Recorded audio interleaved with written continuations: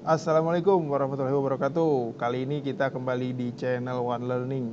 Saat ini kita akan mempelajari tutorial SQL Database. Nah, pada umumnya teman-teman mengetahui ya bahwa saat ini banyak istilah yang berbicara terkait data is the new oil. Banyak pakar yang bilangnya seperti itu. Alasannya kenapa? Kalau dulu, negara dulu itu bilang negara yang menghasilkan ya atau negara yang memproduksi oil itu dianggapnya sebagai negara yang kaya. Nah, saat ini data ini menjadi pengganti dari si oil. Itu beranggapannya seperti itu. Nah, saya memberikan informasi di sini terkait data is the new gold. Nah, kenapa saya bilang seperti itu? Karena gold juga logam mulia yang bisa membuat negara kita kaya. Oke. Nah, kenapa sih ada anggapan-anggapan seperti itu? Alasannya sederhana, kalau kita bisa memaksimalkan data dengan baik, maka kita bisa mengembangkan bisnis kita, membuat strategi yang lebih baik, ya, sehingga bisnis kita bisa lebih memiliki strategi yang lebih cerdas, ya, memiliki strategi yang lebih kompetitif, ya, memiliki strategi yang lebih bisa bermanfaat untuk bisnis tersebut. Oke, itu introduce aja agar teman-teman bisa memahami nantinya. Nah, kita saat ini akan mempelajari tutorial SQL database-nya, oke? Nah, dalam hal ini yang akan kita bahas adalah SQL database. Next, kita lanjut. Teman-teman, kita kenalan dulu sebelum nanti secara part, ya, secara bagiannya saya akan coba melanjutkan setiap materialnya. Nah, di sini teman-teman akan mempelajari di DBMS. Kalau dilihat dari gambarnya, kita diminta untuk kenalan dulu, ya, kenalan terkait DBMS, database, dan RDBMS. Ya, kenapa harus kenalan ya? Kalau nggak kenalan kayak gini teman-teman nih, ya. Jadinya nggak kenal satu dengan yang lainnya. Ya, yang satu main laptop aja sendirian, yang satu sambil minum berdiri, ya, mau manggil temennya dia megang pakai headset, ya, dan seterusnya. Nah, kita kenalan dulu biar teman-teman bisa lebih paham, oke? Kita bantu Kalia yuk. Kalia kebingungan nih, dia mau nanya apa sih DBMS, apa sih DB database, dan apa sih RDBMS. Apa cuma Kalia doang yang bingung? Atau bukan bingung ya, apa cuma Kalia doang yang ingin tahu? Saya rasa enggak, ya. Teman-teman yang lain juga pasti akan ingin tahu. Kita belajar bareng ya di sini. DBMS. Jadi teman-teman, kita dalam mengolah data itu pasti ada yang namanya DBMS-nya. Ini DBMS ini disebutnya Database Management System. Ya, Database Management System ini adalah yang menyediakan ya, atau provider yang menyediakan database-nya. Contohnya apa misalnya? MySQL atau MySQL, SQL Server, Oracle, dan yang lain-lainnya. Ada Postgre juga gitu ya. Nah, providernya masing-masing memprovide hal tersebut. Lalu berikutnya dari database ini, ya, kalau ditanya database itu apa sih?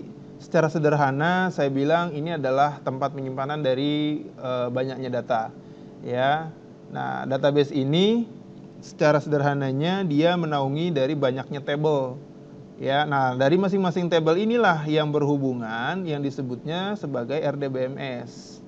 RDBMS ini adalah singkatan dari Relational Database Management System. Nah, isi dari table ini ada banyak field, ada juga banyak record. Field itu apa, Mas Awan? Field itu adalah parameter atau dimensi gitu ya, atau atribut maksudnya dari table yang ada. Nah, record ini adalah data sampel atau baris datanya gitu ya. Jadi, secara sederhana, database menaungi banyak table itu dinaungi oleh si database. Sederhana bukan? Nah, sekarang kita lanjut. Oh iya, untuk yang kita akan praktekin di sini adalah SQL Server, ya. Beda-beda sedikit lah sama MySQL gitu ya. Jadi teman-teman nanti ketika mempelajarinya bisa lebih mudah. Nah, pada prinsipnya tipe-tipe dari SQL command ini ada 3, ya. Yang pertama ada DDL, ya. DDL ini artinya definisi language, data definition language, di mana tipenya atau isinya ini adalah create, alter, rename, dan drop. Ya, kenapa disebut definisi? Karena dia query dari sintaks ini yang mendefine atau dalam membuat gitu ya, dari tabelnya, database-nya, ya, merubah atau changeable ya, modify-nya. Nah, ini ada masuk dalam kategori DDL. Yang kedua, ada yang namanya DML. data manipulasi language.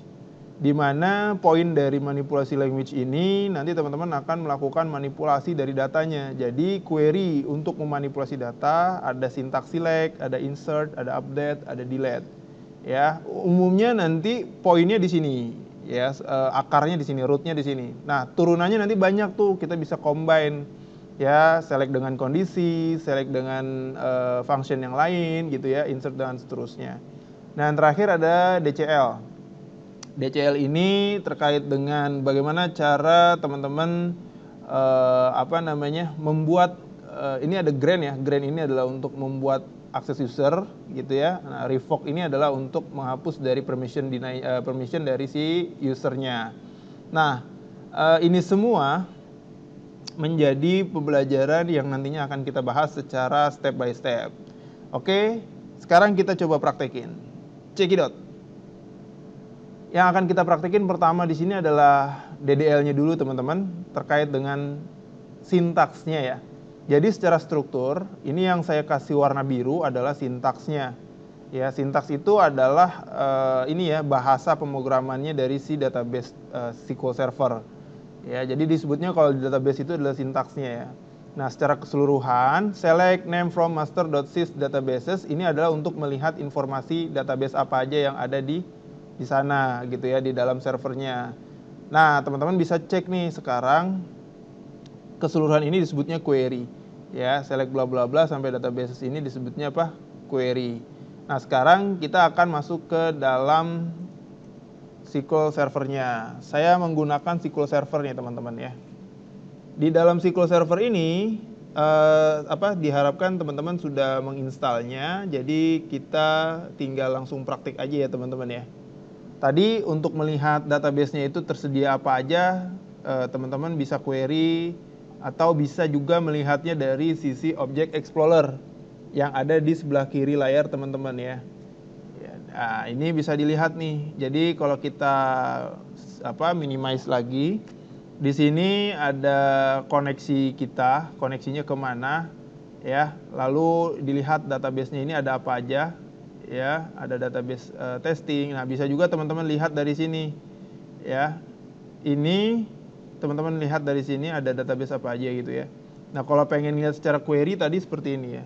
Select name from master. Ya, kita bisa bikin bisa cek di sini master.sys ini skemanya. Ya, sys database. Nah, ini bisa kita execute di sini, klik.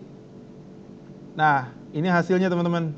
Ya, dari hasil ini ada master, tempe DTB, tempe database, model, ya, dan yang lainnya.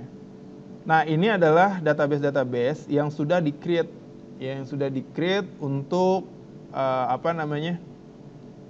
pembelajaran ini gitu ya. Maksudnya yang sudah di-create sebelumnya secara default. Nah, ini saya baru create db_testing. Bagaimana cara membuat create database tersebut?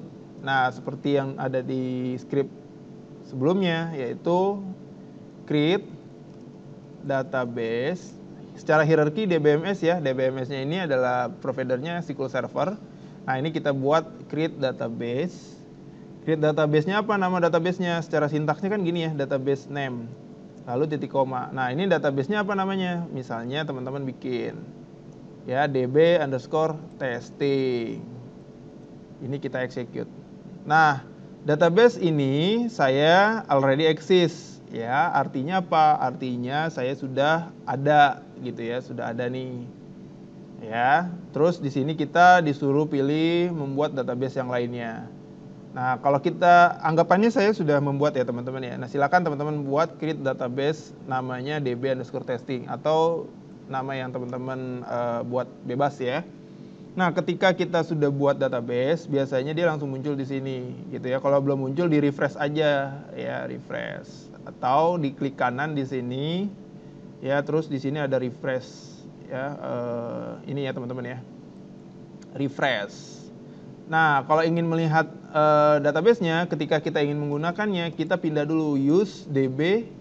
Karena banyak database, kita bisa tetapkan di sini. Ya, execute. Nah, agar kita bisa bekerja di ruang lingkup database yang kita harapkan. Oke? Tadi secara hierarki database sudah kita buat, DBMS-nya udah ya, SQL Server. Sekarang table-tablenya. Nah, untuk membuat tabelnya secara sintaks, kita bisa buat menggunakan create. Ya, di DDL ini ada create ya teman-teman. Create apa? Create table ya, nama tabelnya misalnya kita bikin persons ya. Teman-teman bisa buat seperti ini ya. Ini kalau masih ada tanda merah tile seperti ini nih artinya masih error nih teman-teman nih ya. Teman-teman bisa handle seperti ini. Karena belum diisi. Nah, person itu terdiri dari parameter person ID yang tipe datanya integer. Ya, integer itu untuk menghandle bilangan bulat ya. Jadi tipe data untuk menghandle bilangan bulat. Lalu last name ini karena isinya adalah karakter, maka kita isi dengan tipe data ini ya, apa namanya, variabel karakter gitu ya. Nah, value-nya bisa kita input bebas ya. Defaultnya 255 ya, defaultnya 255, artinya 255 karakter. Oke, yang bisa dituangkan di sini. Nah, yang berikutnya adalah first. Ini terbalik ya, kita bikin first name dulu deh. First name varchar kita bikin 255 karakter. Lalu berikutnya varchar juga, varchar. Nah, alamat itu bisa kita buat address seperti ini. Nah, yang terakhir kita bikin misalnya city, varchar. Nah, untuk yang terakhir ini nggak perlu lagi pakai koma ya teman-teman ya, karena sudah terakhir gitu maksudnya. Sekarang kita blok, kita execute. Oke. Ya, teman-teman berhasil. Untuk tahu berhasil dari mana? Dari sini ya teman-teman ya. Completed successfully. Ya, query ini sudah berhasil teman-teman buat. Nah, sekarang kita cek nih. Di sini kita expand aja nih teman-teman nih. Nah, kalau teman-teman lihat di sini kan tablesnya belum ada nih tablenya. Kita refresh aja di sini. Buka database-nya. DB testingnya dibuka, tabelnya kita buka. Nah, maka muncullah tabelnya. Nama tabelnya adalah persons. DBO ini automatic skema ya, yang teman-teman ada di situ. Oke, berikutnya untuk memastikan kita kembali lagi di slide PPT ini. Ini yang udah kita praktekin teman-teman. So, berikutnya untuk melihat banyaknya tabel yang ada di sini, kita bisa query menggunakan select bintang from information schema .tables, di mana tabelnya ini tipenya adalah base table. Oke, nah untuk membuat tabelnya ini tadi ya sintaksnya. Nah, kita bisa juga ini teman-teman membuat tabel yang diambil dari tabel yang lainnya. Jadi di dalam DDL di create ini bisa membuat tabel seperti itu gitu ya. Nah, ini contohnya misalnya, kita pengen membuat tabel customer, ya. Nah, tabel customer ini ceritanya kita ambil dari tabel persons. Nah, yang kita ambil itu apa? Misalnya ketiga parameter ini, last name, first name, dan city. Cara buatnya gimana? Cara buatnya gini teman-teman, balik lagi ke sini ya. Kita select aja, select misalnya last name, terus first name. Ya. Nah, terus city kita masukin ke dalam customer from-nya dari tabel yang udah pernah kita buat, persons. Nah, ini kita blok ya biar spesifik. Oke. Ini udah kita buat tabel customer namanya. Ya, kita ambil datanya dari sini. Ya, sekarang kita refresh. Ini kita klik kanan aja, refresh dari sini. Kita buka lagi database-nya, kita expand DB testingnya, tablesnya. Nah, maka muncullah di sini person dan customer. Sekarang kalau kita pengen melihat datanya, kita cukup retrieve aja dengan memanggil select ya. Select bintang from misalnya customer. Nah, ini kita blok, kita execute. Nah, Nah, ini belum ada datanya ya, karena memang belum kita insert. Tapi teman-teman sudah berhasil membuat table dari table yang lain. Nah, ini bisa kita manfaatkan seperti itu ya.